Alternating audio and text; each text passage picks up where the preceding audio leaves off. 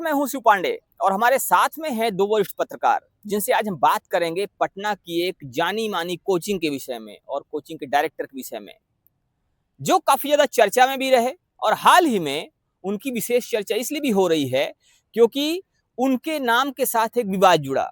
दरअसल एक मशहूर न्यूज एंकर ने जब कहा कि 2 कौड़ी के यूट्यूबर टीचर, तो यहीं से विवाद शुरू हुआ और विवाद बढ़ते बढ़ते आज काफी आगे निकल चुका है। अभी हाल ही में एक बार फिर से उनका नाम चर्चे में है और चर्चे की वजह है पटना के एक कोचिंग संस्थान के डायरेक्टर के भाई का हत्या होना। अर्थात जैसे ही डायरेक्टर के भाई की हत्या होती है तो डायरेक्टर ने अपने भाई की हत्या में उस कोचिंग संस्थान के डायरेक्टर का नाम लिया, जिसकी चर्चा काफी समय से है। और इसी बात को लेकर इस समय चारों तरफ चर्चाएं चल रही हैं कि आखिर इस बात के पीछे सच्चाई क्या है। आइए हम बात करते हैं हमारे साथ मौजूद दोनों वरिष्ठ पत्रकारों से, समझने की कोशिश करते हैं कि आखिर इस विवाद को लेकर, इस मामले को लेकर इनका क्या कहना है।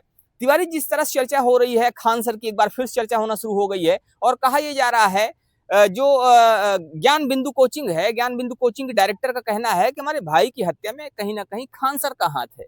क्या कहना है आपका इस पर? और ये जो विवाद सामने आ रहा है, इससे क्या कुछ आगे दिखाई दे सकता है? क्या खान सर की मुश्किलें फिर से बढ़ सकती हैं? और खान सर ने भी हाल ही में जो अग्रिम जमानत ली थी अपनी गिरफ्तारी को लेकर के, तो क्या खान सर फिर से जेल जा सकते हैं? क्या लगता है आपको? देखिए, सबसे पहले हमारे सभी दर्शकों को बहुत बहुत प्रणाम, नमस्कार। पांडे जी, जो आप कह रहे हैं कि यह खान सर के ऊपर आरोप है, यह खान सर के ऊपर गंभीर आरोप है। और बिंदु के कोचिंग के जो है डायरेक्टर जो है राकेश आनंद, जब वो निकले तो उन्होंने जो है सीधे आरोप लगाया है। और अब इस पे जो है राजनीति के भी लोग कूद पड़े हैं। यानी तेज प्रताप लालू के जो लड़के हैं, बड़े लड़के, उन्होंने साफ तौर पे कहा है कि ये जो खान सर है, इन्होंने ही हत्या करवाई।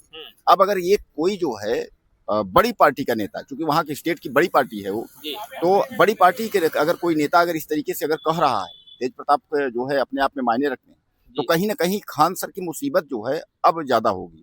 अब इसके पहले जो है 2 कौड़ी टीचर वाला जो है, चूंकि आज तक की एंकर अंजना कश्यप, वहां से शुरुआत हुआ था। अब उधर जो है उसमें तो स्टे मिला था इनको, उस वाले मामले में जो है इनको स्टे मिला। ये जो कोचिंग वाला जो विवाद था, कोचिंग वाले में तो ये बच गए। अच्छा, कोचिंग वाला विवाद छोटा था, इस वजह से स्टे मिल गया, लेकिन अब विवाद चूंकि हत्या से जुड़ गया है तो अब मुश्किलें बढ़ना ज्यादा। देखिए पांडे जी, विवाद भी खान सर जो है वो स्टे उनको जरूर मिला था, अग्रिम जमानत मिल गई थी, लेकिन वो उससे जो है पीछा नहीं छूटा है। और सबसे बड़ी बात यह है कि उसके बाद जो 2 करोड़ रुपए का जो मानहानि का है, वह भी इनके सर पे है अभी, उससे भी अभी मुक्ति नहीं मिली है। अब इधर इनके ऊपर हत्या का आरोप है, और हत्या का आरोप जो है केवल रोशन आनंद ही नहीं, यानी बिंदु के डायरेक्टर ही नहीं, उनके जो है वहाँ के कई लोग, मतलब वो सीधे सीधे खान सर के ऊपर कह रहे हैं कि ऐसा है कि ये जो है हमारे जो हत्या यही करवाए हैं, मतलब इनका हाथ है। अब इस पर जांच होगी, और अगर कहीं अगर मान लीजिए कि, क्योंकि जानते हैं कि आरोप प्रत्यारोप पांडे जी तो लगा रहता है, ऐसा कुछ नहीं है, लेकिन ऐसी परिस्थिति में उनकी मौत हो जाना, रहस्यमयी स्थिति मौत हो जाना, ये तो सवाल तो उठता है, गंभीर सवाल है। और एक बात मैं आपको कहना चाहूंगा कि खान सर जो है पढ़ाते हैं, ठीक है, IAS लोग बनाते हैं, दरोगा बना देते हैं, क्या क्या बना देते हैं, लेकिन जो है वह रियल बात के अलावा जो है रील बात ज्यादा दिखते हैं। कहने का तात्पर्य यह है कि हर बात को लेकर के कभी किसी पे टिप्पणी करना, कभी किसी पे टिप्पणी करना जो है, अब जो भी है बहरहाल ये जांच का विषय है। अच्छा, पिछले समय में वो CBSE लड़कियों पर लाली लिपस्टिक को लेकर काफी टिप्पणियां ऐसा करते थे कि वो चर्चा में रहे थे और शायद वहीं से वो फेमस भी हुए थे, वहीं से उनकी वीडियोस वायरल भी होना शुरू हुई थी। बात उस दौर की है जब कोरोना भी काफी ज्यादा चल रहा था और वहीं से इनकी वीडियोस वायरल होना शुरू हुई, वहीं से चर्चा में आए। तो क्या लगता है, क्या कहना चाहेंगे इस वर्तमान जो आरोप है, इस आरोप को लेकर? खान सर, क्या लगता है आपको कि ऐसा कुछ कर सकते हैं? क्योंकि एक टीचर, ऐसा कहा जाता है कि जो टीचर है वो टीचर सब कुछ कर सकता है, लेकिन इतना घिनौना काम नहीं पांडे जी, बात यहाँ घिनौने की बात नहीं है। देखिए, मैं बता दूं आपको, जब ये फायरिंग हुई थी, फायरिंग में तो पहले खान सर ने साफ तौर पे कहा है कोई फायरिंग नहीं हुई। उन्होंने, खान सर ही ने कहा था, यह वीडियो जो है जारी हुआ था कि कोई फायरिंग नहीं हुई।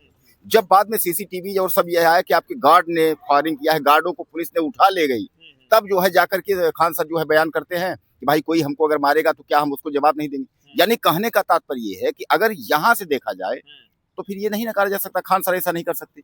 अगर, अच्छा, दूसरी बात, हम कहते हैं कि अगर आपका जो है पोस्टर बने, भाई ये भी आप कह रहे हैं कि 20-21 हजार 22 हजार हमारे दरोगा पुलिस बने हैं बिहार पुलिस में, अगला कह रहा है, दावा कर रहा है कि नहीं हमारे बने हैं, चलिए ठीक है, उसका पोस्टर बैनर लग रहा है, आपका भी पोस्टर बैनर लग रहा है, लेकिन आपके लोग जो है उसके पोस्टर पे जाके अपना पोस्टर लगा रहे हैं, ये भी विवाद है। तो कहने का तात्पर्य है कि खान सर कहीं न कहीं जो है अब जो है संदेह के घेरे में आ रहे हैं कि खान सर चूंकि मतलब वही बात पहले नकारते हैं, फिर जब ये जो आप अभी शुरू किए ना, इसमें एक नया चेहरा भी खुल के आ रहा है, या नाम धीरे धीरे आ रहा है, वो है किसान कोल्ड स्टोर के मालिक RS प्रसाद का।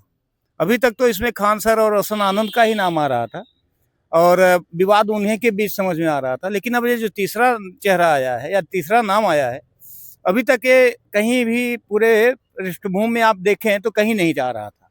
लेकिन ये जो हत्या हुई है रोशन आनंद के भाई प्रिंस की, उसकी हत्या से जो है दो नाम अभी निकल के आ रहे हैं। एक तो खान सर का आ रहा है और दूसरा जो है RS प्रसाद का आ रहा है। RS प्रसाद पटना की चूंकि जानी मानी हस्ती हैं और कोल्ड स्टोर वगैरह के संचालक हैं, और इस हत्याकांड में उनका नाम आ रहा है। लेकिन एक तीसरा पक्ष भी इस समय जो है अपना जो है बयान जारी किया है, जो उस प्रिंस यादव के दोस्त थे और उस समय जब उसकी मौत हुई है उसके साथ कुछ समय पहले से भी थे, और जब मौत हुई है हॉस्पिटल में भी वही लेके गए थे।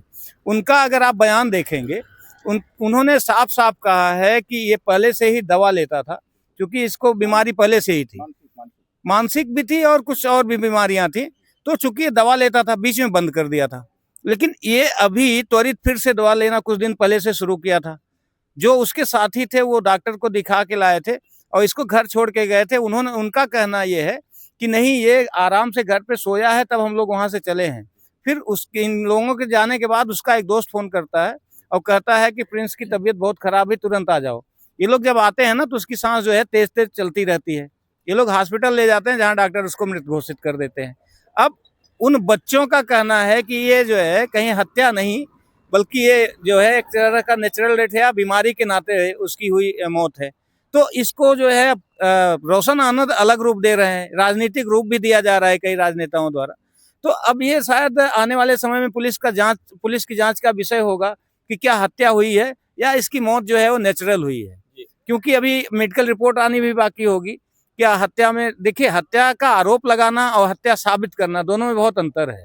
जो रूपरेखा बनती दिख रही है या जो उस समय मौत के समय उसकी जो स्थिति थी, उसको देखने पे कहीं भी नहीं लग रहा है कि हत्या किसी भी एंगल से लग रही है।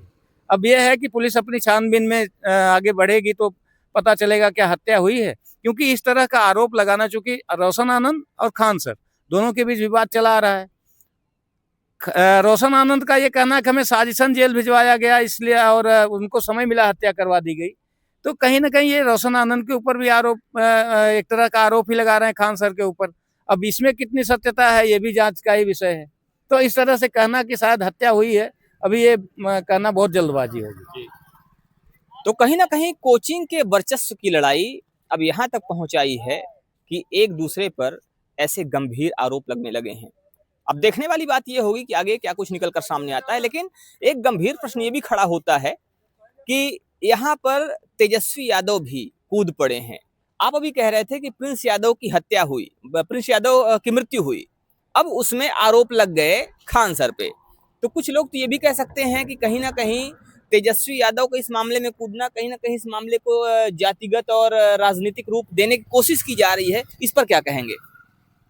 देखिए, जातिगत तो कहना शायद अभी उसके बारे में राजनीतिक हो जाएगी, लेकिन अभी जो घटनाएं घटी हैं और आरोप प्रत्यारोप के दौर में चल रहा है कि इस समय जो है, देखिए, अभी कोचिंग संस्थान को लेकर के रोशन आनंद और खान सर में विवाद चल रहा है पिछले 1 महीने से लगभग कह सकते हैं।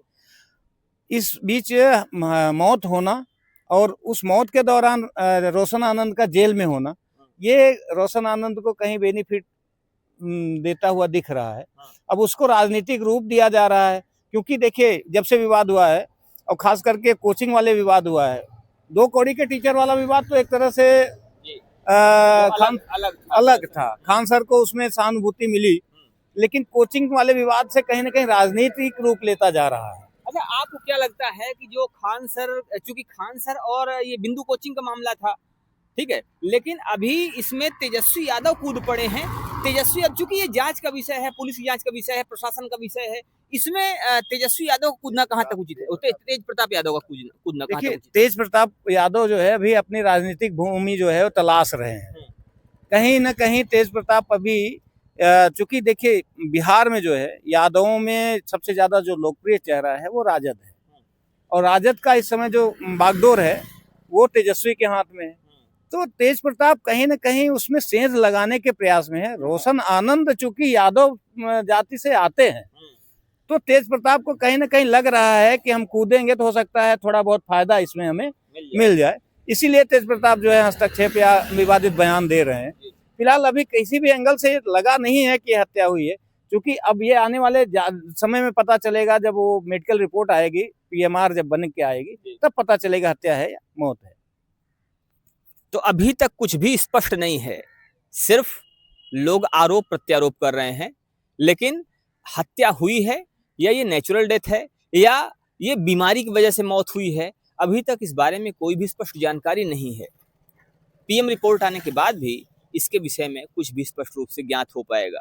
फिलहाल इस पर अलग अलग लोगों की अपनी अपनी अलग अलग राय है, लेकिन आपका क्या मानना है, आपकी क्या राय है, इस पर आप अपनी राय भी जरूर दीजिएगा। आप कमेंट करके बताइएगा कि आखिर ये जो आरोप लग रहे हैं, ये आरोप कितने सही हैं या ये आरोप निराधार लगाए जा रहे हैं। तो इस पर आपकी जो भी राय हो, आपकी राय का इंतजार रहेगा। बने रहिए हमारे साथ खबरों को अपडेट के लिए। मिलते हैं फिर से, तब तक के लिए जय हिंद।